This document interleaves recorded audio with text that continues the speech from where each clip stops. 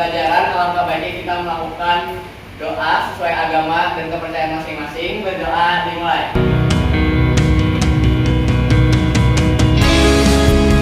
Berdoa selesai. Kita absen dulu ya. Adila, Aisyah, Ahmad Habibi, Alia. Pada pertemuan kali ini kita akan membahas tentang kerajaan Hindu-Buddha di Indonesia dengan submateri yaitu adalah akulturasi kebudayaan Nusantara dengan kebudayaan Hindu-Buddha. Nah, jadi ini adalah materi yang akan kita jelaskan hari ini. Ulang kembali ya materi yang sebelumnya, yaitu masalah proses masuknya Hindu-Buddha ke Indonesia ya kemarin itu. Oke, Ibu mau nanya dulu siapa yang mau menjelaskan materi yang sebelumnya? Silakan. Oke, Erwan, silakan Erwan. Teori masuknya Hindu dan Buddha ada terbagi menjadi 4, yaitu teori Brahmana, teori Ksatria, teori Waisya, teori Sudra, dan satunya lagi teori arus balik. Teori Ksatria. Oke, silakan Alia. Teori Ksatria adalah teori yang menjelaskan jika kebudayaan Hindu dibawa oleh ksatria atau prajurit. Menurut teori Ksatria, pada zaman dulu di India sering mengalami peperangan. Kemudian para prajurit yang kalah banyak yang pergi meninggalkan India. Banyak di antara mereka pergi ke wilayah Nusantara. Kemudian mereka yang menyebarkan agama dan kebudayaan Hindu di wilayah Nusantara. Oke, tepuk tangan untuk Alia.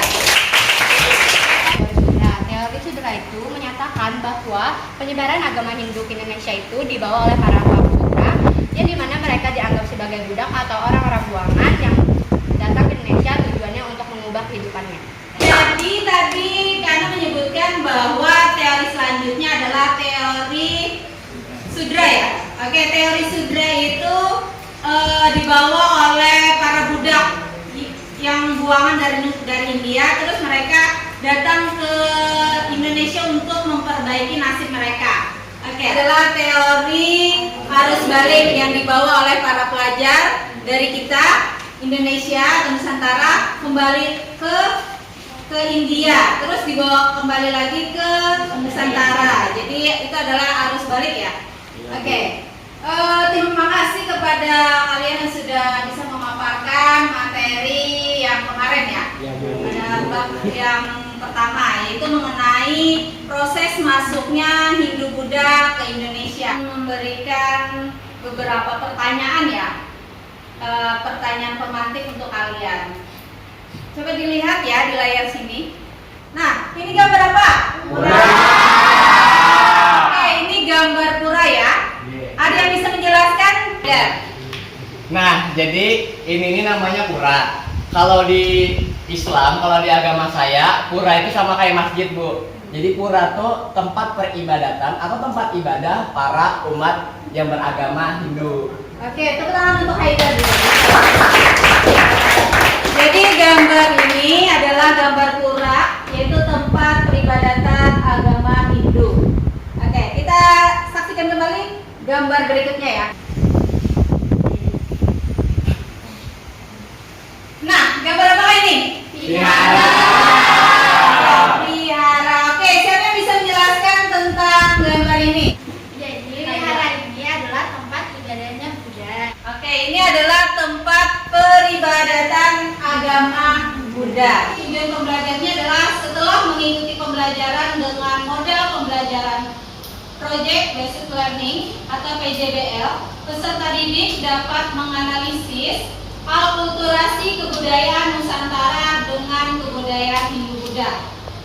Akan Ibu berikan sedikit materi melalui video mengenai akulturasi kebudayaan Nusantara dan kebudayaan Hindu-Buddha.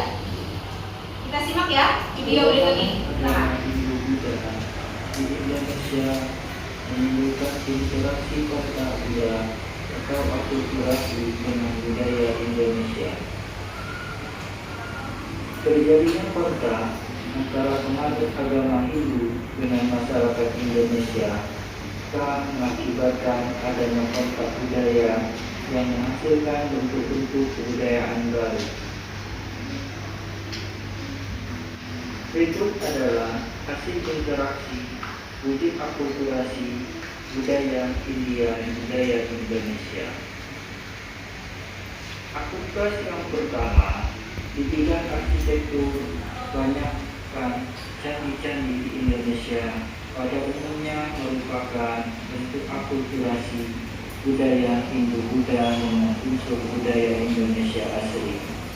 Tidak masuknya pengaruh India juga membawa perkembangan dalam bidang seni rupa, nibaha, dan seni ukir.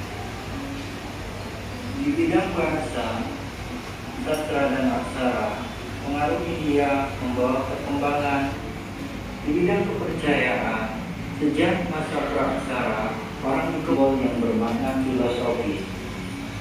Setelah masuk pengaruh India, kepercayaan animisme dan dinamisme tidak dapat pemimpin tadi diubah menjadi raja dan wilayahnya disebut kerajaan. Salah satu bukti akulturasi dalam bidang pemerintahan, misalnya seorang raja harus berwibawa, raja kemudian disembah, dan kalau sudah meninggal, rohnya dipuja. Tadi kalian sudah menyaksikan video yang sudah Ibu paparkan tadi, PPT tadi, yaitu tentang akulturasi kebudayaan Nusantara dengan kebudayaan Hindu-Buddha. Nah, jadi di sini tugas kalian kan ini tadi Ibu menggunakan mode pembelajaran PJBL ya, yaitu kalian harus membuat produk. Kita baiknya membuat produk apa ya? Poster, Bu. Oke, poster. Kesepakatan yaitu membuat poster. Bagaimana? Setuju. Ya, nanti bisa aja kita membuat poster menggunakan aplikasi Canva. Kalian bisa menggunakannya? Bisa. Oke. Biasanya aplikasi Canva bisa diakses menggunakan apa? Handphone. Oke, menggunakan handphone. Jadi di sini kan tadi sudah ada tayangan mengenai beberapa akulturasi ya. Dari yang pertama tadi apa? Seni bangunan. Oke, seni bangunan. Yang kedua? Seni rupa. Ya, seni rupa dan seni ukir. Yang ketiga? Seni pertunjukan. Seni pertunjukan. Yang keempat? Seni sastra dan aksara. Oke, seni sastra dan aksara. Jadi ada 4 ya. Jadi di sini 4 kelompok. Yang pertama kelompoknya di sini dulu ya. Sini mengenai seni bangunan. Yang di sini mengenai seni rupa dan seni ukir. Kalau di sana seni pertunjukan. Yang di sana lagi seni sastra dan aksara. Oke, jadi di sini membuat produk ya mengenai poster yang nanti dituangkan untuk membuktikan apa saja akulturasi kebudayaan Nusantara dengan kebudayaan Hindu-Buddha. Oke, di sini Ibu sudah membagikan LKPD-nya ya. Setelah mengamati video, masalah apa saja yang ada di dalam video tersebut. Tadi kan sudah ada di penjelasannya.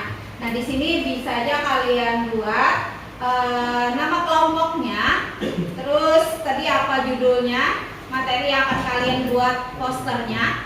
Setelah itu di sini kalian rencanakan pembuatan proyeknya. Nah, apa saja yang kalian gunakan untuk membuat poster. Yang pertama itu kan alatnya apa saja. Yang kedua bahannya apa. Yang ketiga medianya apa. Dan yang keempat nanti bagi tugas apa saja poin-poin yang kalian kerjakan. Dibagi ya tugasnya. Ini nanti dinilai dari kerjasamanya, kekompakannya, dan yang lainnya. Setelah itu kalian harus menyusun jadwal. Jadi kita sepakati bahwa pembuatan poster ini berapa jangkanya? 1 minggu. 1 minggu ya pengerjaannya.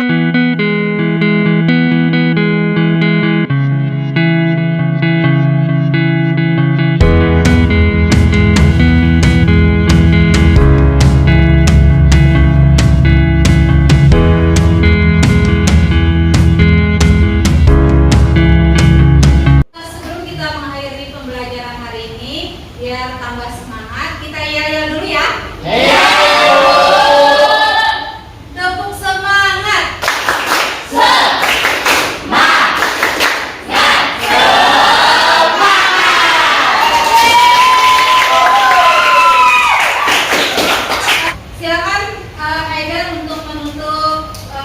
pembelajaran hari ini dengan berdoa.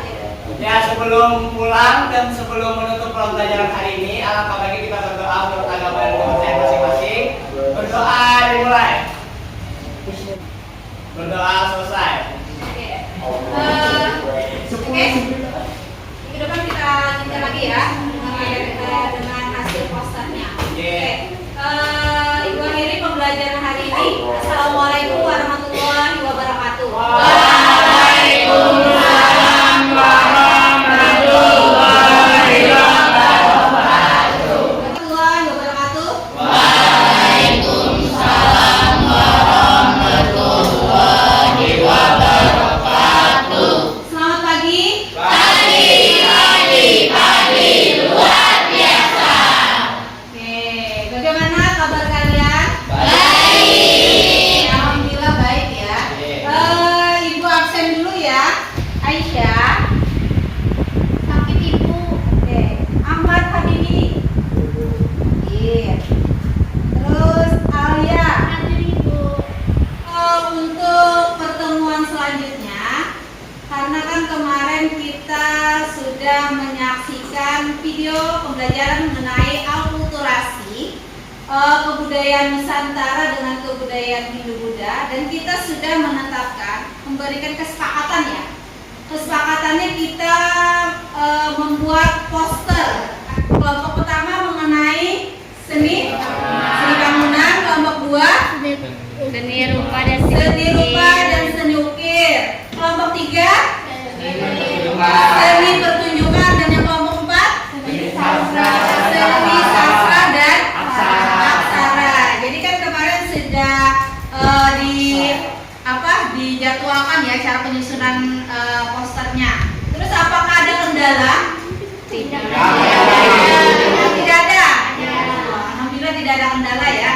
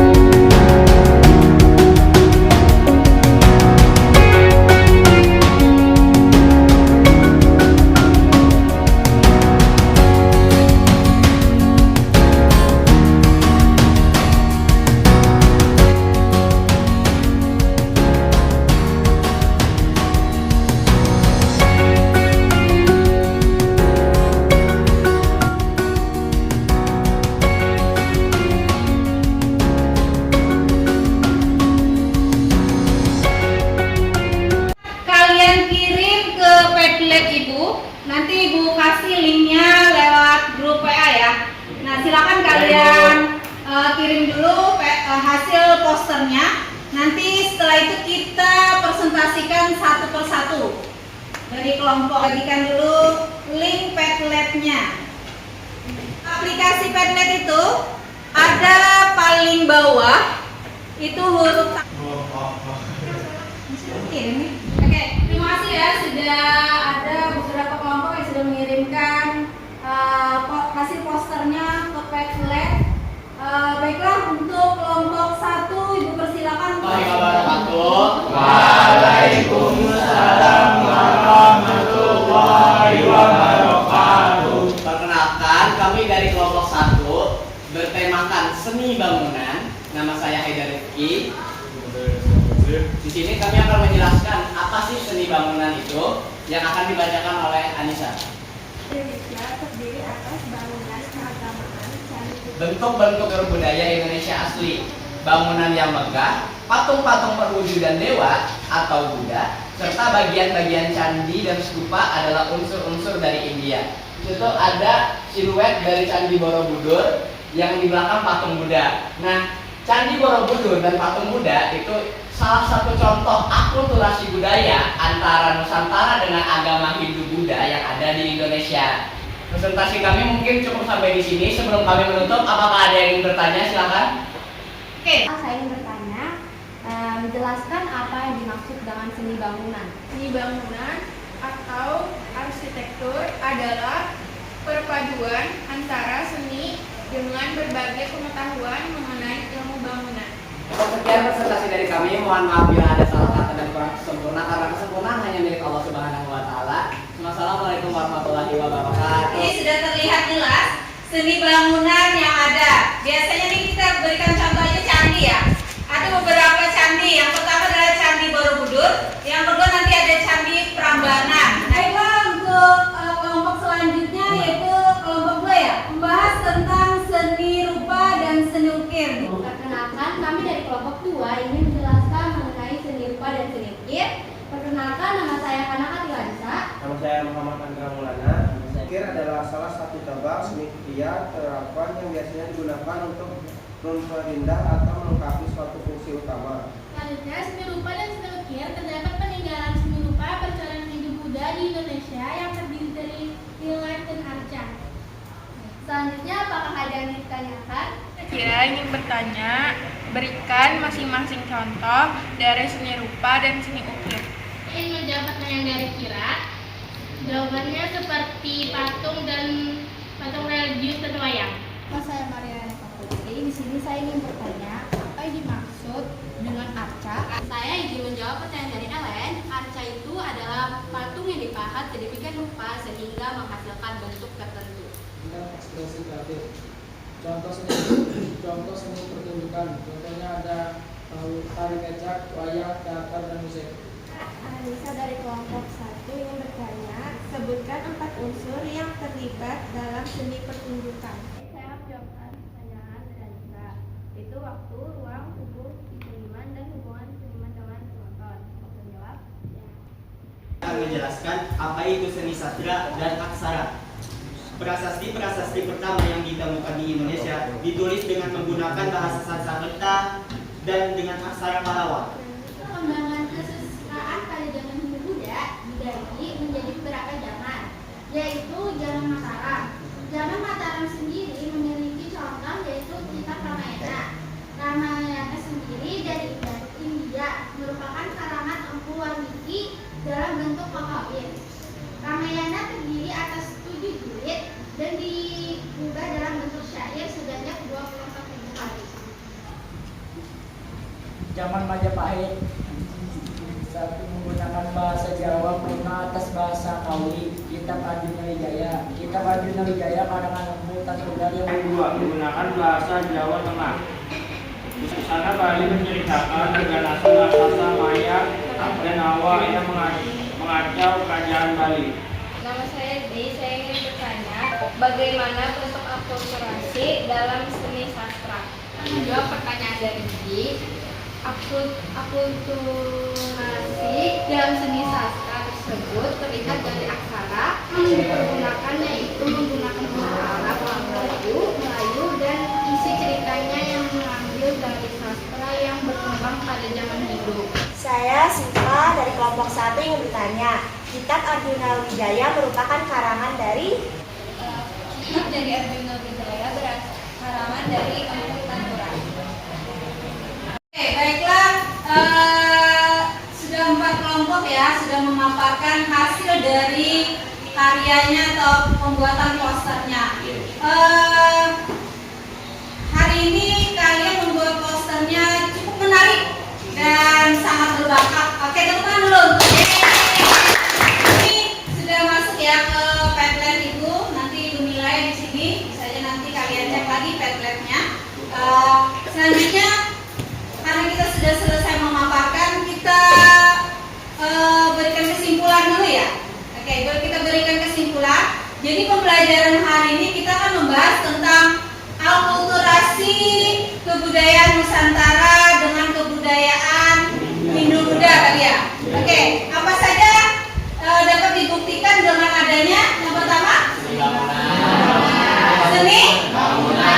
Oke, seni bangunan. Yang kedua? Seni rupa. Oke, seni rupa dan seni ukir. Dan yang keempat? Seni sastra dan aksara. Oke, seni sastra dan aksara. Tadi kan sudah ada contohnya berupa ukir dan seni rupa. Tadi ada arca ya? Oke, ada arca. Kalau untuk seni pertunjukan dengan adanya buktikan adanya tarian, terus adanya wayang ya? Oke, wayang.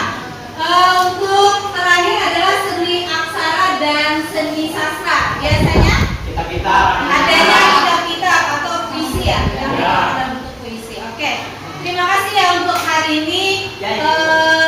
Sangat memuaskan bagi Ibu karena kalian sudah bisa memaparkan dan membuat karyanya. Oke, sebelum kita menutup pembelajaran hari ini, Ibu ada asesmen sumatifnya ya. Oke, sumatifnya silakan kalian lihat handphone masing-masing. Ibu akan mengirimkan link Google Form. Ada 10 soal yang harus kalian jawab. Oke, waktu dan tempat Ibu persilakan menjawab soal tersebut.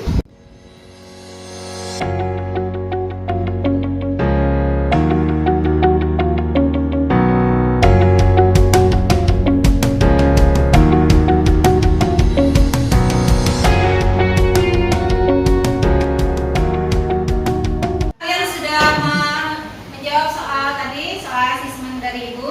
Nah, sekarang Ibu mau kalian mengisi beberapa pertanyaan, yaitu mengenai refleksi bagaimana proses pembelajaran hari ini. Jadi silakan nanti kalian jawab pertanyaan, ada 5 pertanyaan di sini. Nanti sertakan nama, kelas, dan sekolah kita ya. Nah, nanti setelah itu baru kita mengisi instrumen survei bagaimana pembelajaran hari ini. Jadi ada 2 yang nanti akan kalian isi, yaitu mengenai refleksi sama instrumen survei. Oke, baiklah, Ibu akan membagikan soal refleksi dan instrumen ini.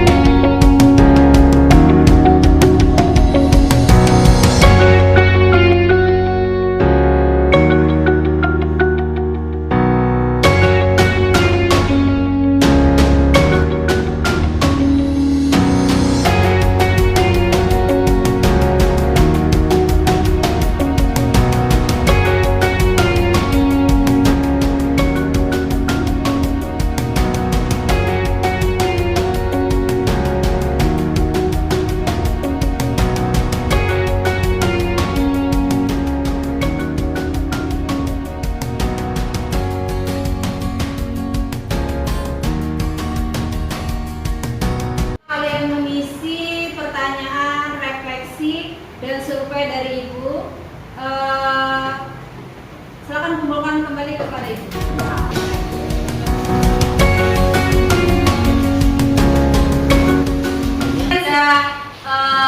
Mengisi beberapa soal refleksi dari Ibu mengenai proses pembelajaran hari ini beserta survei kepada survei mengenai proses pembelajaran hari ini juga. Nah, jadi hari ini diskusinya sangat menarik, terus berjalan dengan lancar. Semoga kedepannya kita lebih baik lagi ya. Kita sudah selesai mengenai pemaparan poster yang kalian buat kemarin. Terus kalian sudah mengisi instrumen survei dari Ibu mengenai proses pembelajaran hari ini. Nah, selanjutnya kita akan melanjutkan bab selanjutnya, yaitu mengenai kerajaan Islam di Indonesia. Nah, jadi persiapkan diri kalian, semoga pembelajaran berikutnya lebih lancar lagi ya, berhasil lagi seperti ini. Sebelum kita menutup pembelajaran hari ini, baiklah untuk Haidar, Ibu persilakan berdoa terlebih dahulu. Ya, sebelum menutup pembelajaran pada hari ini, alangkah baiknya kita berdoa menurut agama dan kepercayaan masing-masing. Berdoa dimulai. Berdoa selesai. Akhiri pembelajaran hari ini. Assalamualaikum warahmatullahi wabarakatuh.